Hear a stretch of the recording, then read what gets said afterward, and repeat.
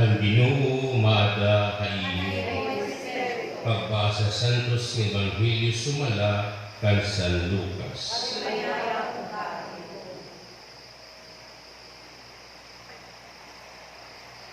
May mga tao nga nagsiring kay Jesus. Agsog magpuasa ng magampo ang mga tinunan ni Juan, nga sugad man ang mga tinunan ang mga Pariseo. Kung sige lahin kaon nga inom ni mga tinunan, binaton ni Jesus, makakapugong bakamuhin pagpakaon ng mga lalaki nga dahin pagkasal, samtang kaupod panira ang karaslon nga lalaki. Diri gud kamo makakaino. Kung maabutan panahon nga babay hira ang karaslon lalaki, nga diri na nga hawira makaon ug mainom. Gisumatan ni wataran ni Jesus sili kapananglitan. Waray na atabas, sindugnit, igahin bago nga bado, para ipagtangkok hindaan nga bado. Kung buhaton niya, pagigisi ang bagong nga bado, nga diri na maangay ang bagong nga dungnit dilahandaan. Waray man magsusunod yung bagong nga bino, nga dahindaan nga mga sunodlan nga anit. Kung buhaton niya, buburiton ang bagong nga bino, ang anit na sunodlan. Makakarag ang bino na magigisi ang anit na sunodlan. Diri, kinahanglan igsulod ang bagong nga bino nga dahil bagong nga anit na sunodlan. Nga noray na luhoy laging bagong nga bino, katapos makainom hiya hindaan nga bino, kay masiling hiya marupay ang daan. Ang Ebanghelyo ang Ginoo. Mo pagandaan so bakal na.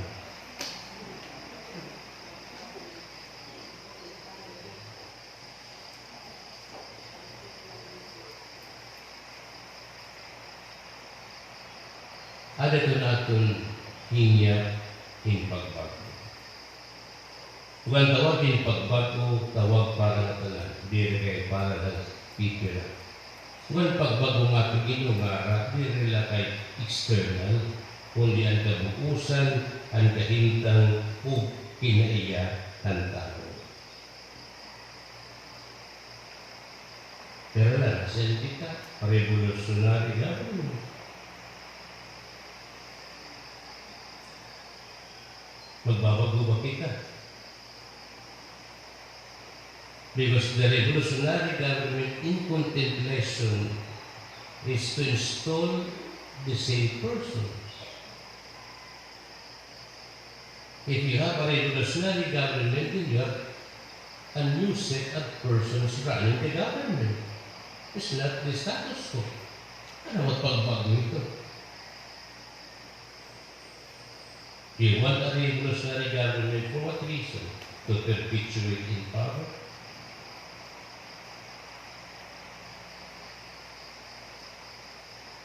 To do everything you want? Ang alarabay ni pagbago is really the need of our time.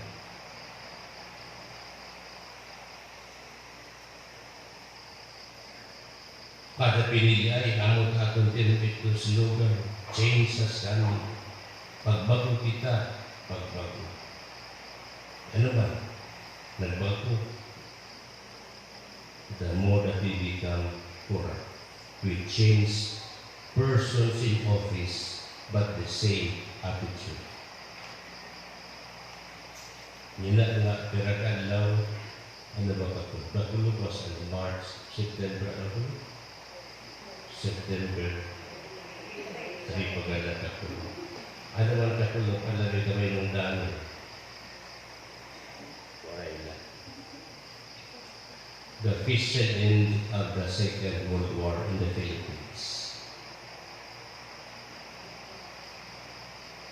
So,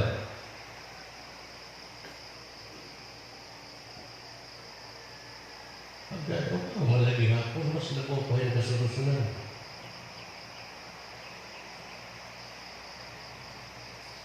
We have lost the greatest opportunity for us to change on that EDSA revolution.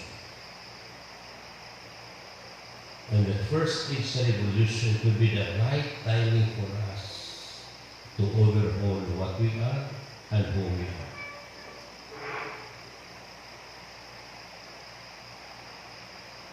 We toppled dictatorship.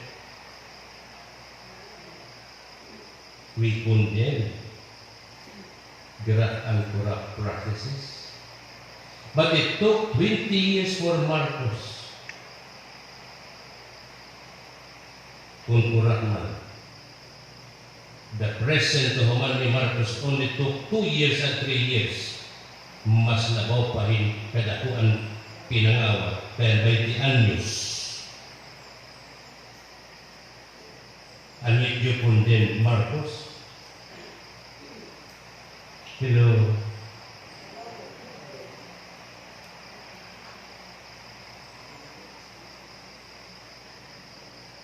mas labaw pa. Ano na nga na po, dahil ito 2 years. Mas labaw pa kaya Marcos kinawat for 20 years. Kung nangawat man. Bago nga tubo, ang mga sudyante sa pagmagyakan, bago kung sa labutan ng Marcelo, pasaka sa nagbalik.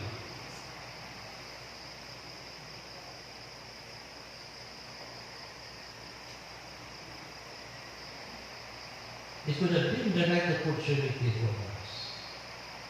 But we have the more return at pawalan ng written directly, the more that we become corrupt and depraved.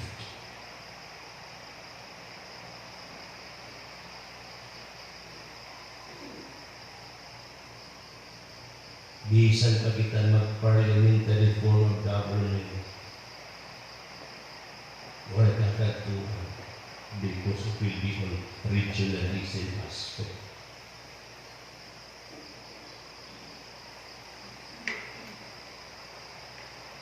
We have started it with Panahong Prime Minister. The Deputy Prime Minister from our region. The change that we need is not the change of the system, the change of our hearts. What we need is not a revolution of the system, but a revolution in the hearts, and we have to install Christ in our hearts. Unless we change, we cannot expect hindi nga mga utang na atong ginuungan. Because ang pagbago, dili ka na sa sistema, aadan atong kasing-kasing, aadan atong karagariyo. Sa atong ginbasa ng Ebanghelyo ni San Lucas, Kapitulo 5, versikulo 33 at 39. Ano sabi? Waray nagtatahi, hindugni, o waray natabas hindugni, di ka nagbago nga bado, para pagtangko pindaan nga bado. Kung buhaton ninyo ini, ano man? Magigisi ang bago nga bado, hindi rin maangon. Kaya bago, nasadahan, bakit hindi rin mag-aangon? Lubad na sa diri pa.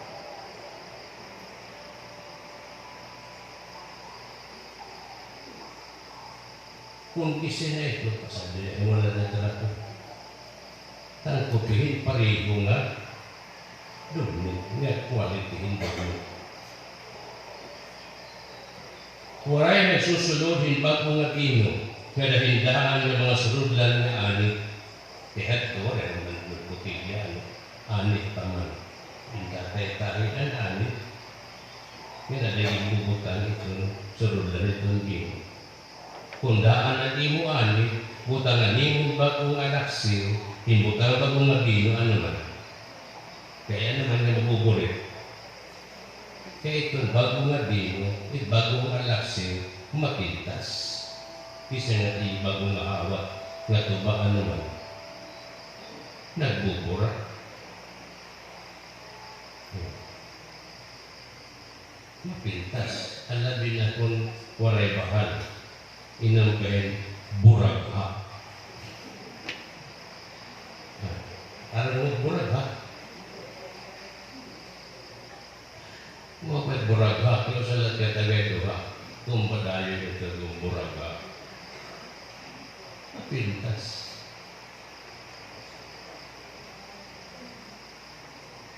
Waray nagbubutan sa ingin. Waray nagbubutan. Yung bagong gabi na hindaan na sa rudlan. Kaya naman, hindaan na sa rudlan, maruya na. Magigisik, mabuburit, kanugunan na laksiw, kanugunan bino. Amo kong tayo, iginungar na atin. Ang pagbagong kabukusan. Di na kayo sa naputang, kunikita. Liwat na dibukutan, inuhiya pang pagbago, magbago. Di na kayo tutuman sistema without changing our values and our attitude. Ang important is overhauling.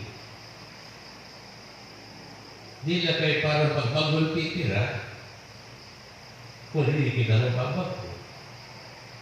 Kaya mas masaya natin pagkita, itong pinabuhi na iba, yung pagsulog na ito natin kalugarin mo. Mas masaya natin pagbago externally, kaya natin pagbago internally, kaya natin kalugarin mo. Tinood din.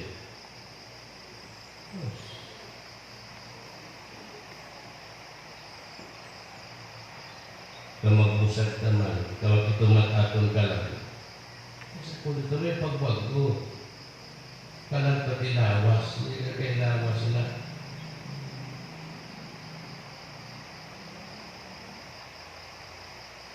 The interiority, ito na dito importante para ako.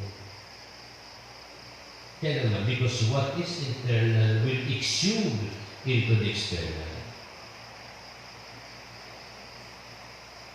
Hindi umana pagbago ng Evangelis, total, kabukusan. Kaya naman, kung hindi nga niya magbago, naman, mapuburit. Ano?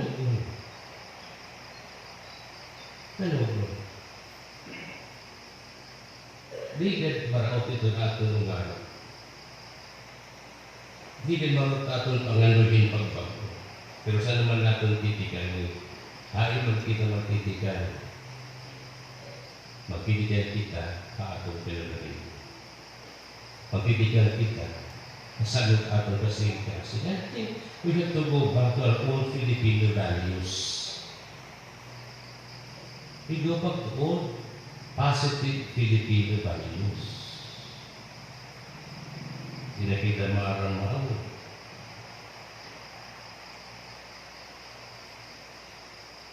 Try na. Wala na natin delikadisa. Kaya natin tumuhan nisa yung proven guilty. Beyond reasonable doubt and compelling evidence. Kadaan na natin kadaan. Dutil na istorya, malaking na istorya, dahil na ano, narisan. Yan na. Kung bibili nga ng trabaho, maging popular na ng tao, narisan. Yan natin yun. Wala natin delikadisa.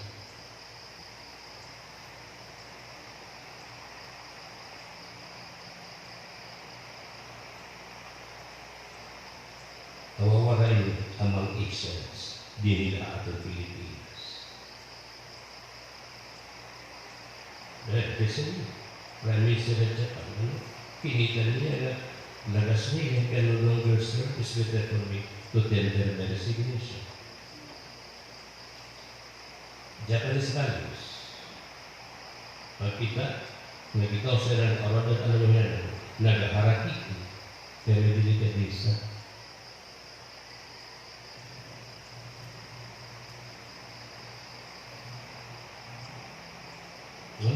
Once you are Christian, you have to tender your resignation.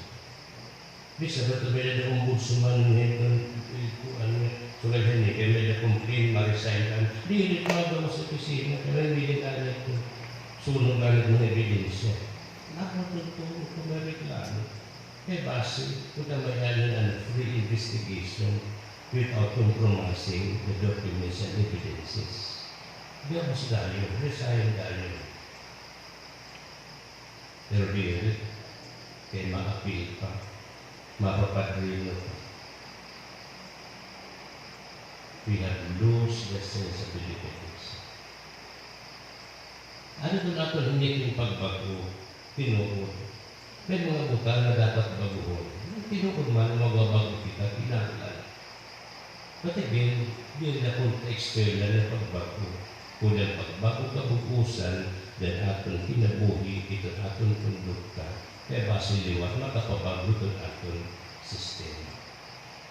Ang Diyos na nakita aton mag-upay ng mga tinunga, kung piadisan nato, buhat na kaluod, buhat na kaigugba, kahit tinuod ng hinya.